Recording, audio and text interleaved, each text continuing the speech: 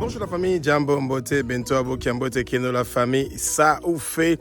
Donc, nous sommes en train de parler du problème de l'eau ici à Kinshasa. Donc, comme vous avez vu dans la vidéo de l'introduction, c'est vraiment triste de voir que la République démocratique du Congo, un pays qui est riche en sous-sol, comme on l'a toujours chanté dans beaucoup de musique et dans beaucoup de paroles de la politique, mais malheureusement, qu'est-ce qui se passe? Les gens sont en train donc de prendre de l'eau dans les robinets à l'extérieur donc de leur maison, ça veut dire dans les rues. Et vous avez vu, c'est des enfants, des mamans, des personnes âgées. En fait, là, je ne compte même pas. Et que ces gens, chaque jour, ils sont en train de partir dans la rue pour aller prendre donc de l'eau. Et on va vous expliquer d'où vient cette eau-là.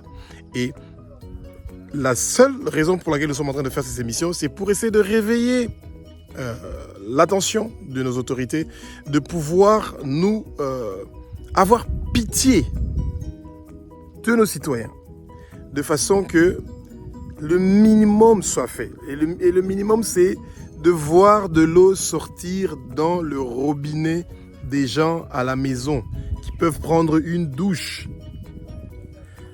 Ils ouvrent le robinet et il y a de l'eau qui sort et ils peuvent se laver, ils peuvent préparer la nourriture, ils peuvent faire beaucoup de choses. Et c'est la seule chose, une des petites choses qu'on est en train de leur demander, à part le souci donc de l'électricité. Et on va essayer de vous expliquer pourquoi c'est vraiment très triste d'avoir cette situation-là qui est incompréhensif que les Congolais. Et que le Congo est le 11e pays le plus pauvre, donc ça veut dire que vous avez le numéro 1, je pense c'est le Burundi, et quand vous commencez à descendre la liste, le Congo se trouve au numéro 11, c'est ridicule, mais bon, soit, ce sont des réalités que nous devons donc accepter, et nous savons que c'est seulement en essayant de travailler sur ça que nous allons trouver donc des solutions. Un pays qui est riche en eau douce. Alors, ce que les gens ne savent pas est que le Congo est l'un des pays le plus riche en eau douce dans le monde entier. Tous les lacs du Congo et le fleuve Congo nous donnent gratuitement et pour rien de l'eau douce. Le lac Tanganyika va jusqu'à des profondeurs de 1000 combien de mètres et plus loin à certains endroits. Ça veut dire que dans quelques années, il y a d'autres pays du monde qui viendront chercher de l'eau douce au Congo, je vous l'assure. Et au moment où on a donc beaucoup de lacs, on a beaucoup de rivières et on a un très grand fleuve qui est en train de donner beaucoup de l'eau douce, qui est très facile à traiter et qui est facile à pouvoir donc livrer dans les maisons aux gens, qu'est-ce qui se passe au Congo? Les gens font des queues en train de partir pour récupérer de l'eau qui vient donc des forages ou des châteaux d'eau. Et c'est vraiment triste de voir que au moment où il y a d'autres à Gombe qui sont en train d'avoir une bonne vie, en train de manger de la bonne nourriture, et que les autres n'ont même pas de l'eau pour pouvoir préparer de la nourriture ou du thé, c'est vraiment triste. Quand vous regardez la tristesse de ces gens qui sont en train de venir pour récupérer cette eau-là chaque jour et pouvoir donc suffire à leurs besoins, et tandis qu'il y a d'autres qui ont mieux que eux, c'est vraiment très triste. Alors, celui qui est censé être le premier fournisseur d'eau ici en République démocratique du Congo, c'est ce qu'on appelle la Régie des eaux. Donc la Régie des eaux, c'est normalement une organisation qui appartient donc à l'État et qui est censée donc récupérer de l'eau, le soigner, donc le traiter, donc l'assainir et ensuite le redistribuer donc dans les maisons. Et le problème de la régie des eaux au Congo, c'est quoi? Ils n'ont pas un réseau qui est fiable et en plus, ils ont régulièrement une carence en matière pour pouvoir donc nettoyer. Donc, pour pouvoir nettoyer l'eau avant que l'eau soit redistribuée. Donc, ça, c'est une donc, des méthodes qui est donc utilisée, c'est de la régie des eaux. Alors, comment vous pouvez expliquer que la régie des eaux ne réussit pas à partir avec la vitesse de la multiplication de la population donc, à Kinshasa? Parce que le nombre d'habitants à Kinshasa est en train d'augmenter à une vitesse tellement grande qu'ils ne sont pas en train de réussir à trouver une solution à pouvoir gérer donc cette densité-là qui est en train d'augmenter et de pouvoir réussir à offrir de l'eau à tout le monde. Et donc, l'État est faillible de ce côté-là dans le sens qu'ils n'ont pas réussi à trouver donc une solution à pouvoir réussir à donner assez de l'eau à la majorité des habitants donc, de Kinshasa. Et les installations d'eau qui étaient installées à l'époque coloniale en 1960, eh ben, il y a beaucoup de ces installations qui n'ont pas changé et qu'on n'a pas encore changé et que ça continue donc à créer donc des difficultés, tandis que les installations étaient destinées à peut-être 1 million de personnes ou 2 millions de personnes et aujourd'hui c'est des installations qui sont utilisées pour plus de 8 millions de personnes, donc c'est 4 fois plus que ce qui était prévu et c'est ça qui est en train de rendre la vie très très difficile donc à la régie des eaux. Régulièrement, donc, à Kinshasa, vous allez voir qu'il y a des grands châteaux d'eau dans le centre de Kinshasa. Vous n'en avez pas. Et bon, c'est plus dans les régions qui sont approximatives de Kinshasa que vous voyez des grands châteaux d'eau qui ont été faits par des ONG, pas par le gouvernement, qui ont été faits par des ONG qui, à l'époque, parce que les gens étaient en train d'habiter donc dans les lieux qui étaient récupérés, dans les lieux qui étaient donc reculés. Et c'est dans ces lieux reculés-là que les châteaux d'eau ont été créés.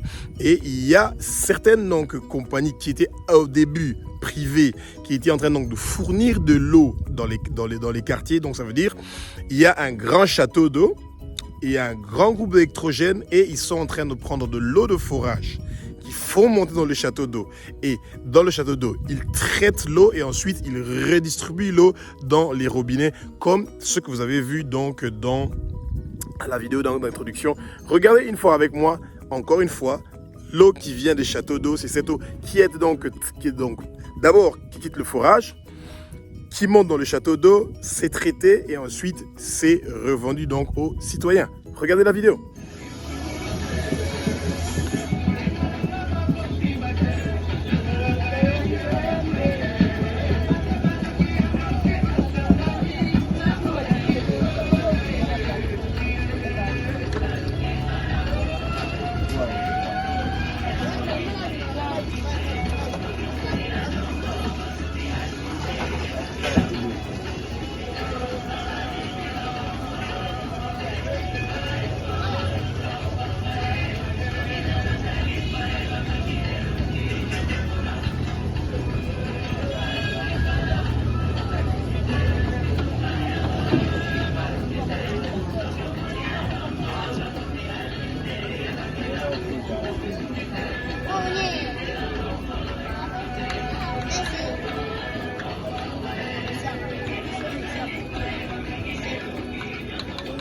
Ensuite, on a donc le forage. Alors, le forage, c'est un système, on part jusqu'à des profondeurs de 60 à 70 mètres de profondeur. On part pour récupérer donc de l'eau et ensuite, cette eau-là, maintenant, monte à la surface et c'est par des pompes que ce système-là est en train de fonctionner. Alors, ce qu'il ne faut pas oublier, c'est quoi?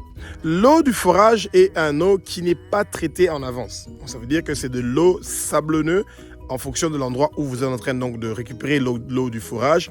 C'est de l'eau qui est sablonneuse. Donc, c'est de l'eau qui n'est pas propre et qui a assez de bactéries. Donc, il faut d'abord le traiter. Et donc, ça veut dire que votre système de forage doit être lié à des filtres qui doivent filtrer l'eau avant que vous puissiez donc utiliser l'eau. Donc, les gens qui ont des forages dans leur maison ou dans les grands bâtiments ou dans les immeubles où vous voyez qu'il y a donc de forage, et bien, cette eau-là ne vous sert que à... pour la toilette et éventuellement pour laver la maison ou nettoyer vos voitures. Surtout ne pas essayer de boire ou de se laver avec l'eau qui vient du forage sans que cette eau-là soit traitée. Donc, vous devez absolument traiter cette eau-là. Alors, les grands inconvénients qu'il y a avec le forage, c'est quoi? C'est celui qui a fait le forage ne va pas vous l'expliquer, mais il doit continuer à maintenir ce forage-là. Donc, chaque 2-3 mois ou chaque 4 mois, il doit visiter donc, le travail qu'il avait fait et toujours entretenir de façon que l'épurement donc, ou que les tuyaux qui sont utilisés pour pouvoir pomper l'eau à partir donc, de où ils ont trouvé l'eau dans les profondeurs de 60 à 70 mètres et de faire monter ça, ces pompes-là ont des fois beaucoup de défaillances. Et ensuite, ces pompes ne peuvent fonctionner que par de l'énergie. Donc ça veut dire que ça doit être de l'électricité. Et l'énergie solaire n'est pas assez suffisante pour pouvoir réussir donc, à faire fonctionner ces pompes-là convenablement. Donc vous avez besoin d'un groupe électrogène. Et quand on parle d'un groupe électrogène, ça veut dire que vous avez besoin de l'essence pour pouvoir réussir à faire donc fonctionner votre pompe. Et quand vous avez le forage, vous devez absolument avoir des filtres pour pouvoir filtrer l'eau pour que cette eau-là soit consommable donc chez vous, que vous puissiez donc préparer avec ça de la nourriture ou vous laver et éventuellement pour boire cette eau-là.